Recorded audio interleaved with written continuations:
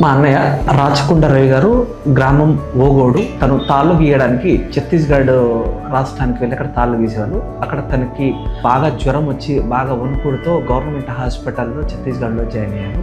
3 రోజులు అయినప్పటికీ తనలో ఎలాంటి మార్పు లేకపోవడం వల్ల ఆ ఛత్తీస్గఢ్ నుంచి ఆదివారం రోజు ఉదయం 5 గంటలకి నల్గొండకు వచ్చారు.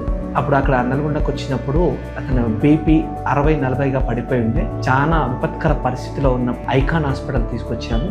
ఆ పరిస్థితిలో ఇక్కడ ఉన్న డాక్టర్లు సరైన ట్రీట్మెంట్ చేసి తను త్వరగా కోలుకునేటట్టు చేశారు. అదేవిధంగా కిడ్నీ సంబంధించిన ఫంక్షనింగ్ లేకపోవడం, క్రియాటినైన్ ఎక్కువగా ఉండడం, బీపీ పడిపోవడం ఇలాంటివి జరిగినాయి. ఆక్సిజన్ లెవెల్స్ కూడా సరిపోకుండా చాలా క్లిష్ట పరిస్థితిలో ఉన్నది. ఇప్పుడు గత 10 రోజుల నుంచి హాస్పిటల్లో ఉండి చాలా క్యూర్ అయ్యి చాలా మంచిగా అయిపోయి ఇప్పుడు ఇంటికి వెళ్ళడం జరుగుతుంది. ఇక్కడ ట్రీట్మెంట్ చేసిన డాక్టర్లందరికీ మరియు నర్సింగ్ స్టాఫ్, హాస్పిటల్ సిబ్బంది అందరికీ కూడా పేరు పేరున ధన్యవాదాలు తెలియజేస్తాను. Thank you.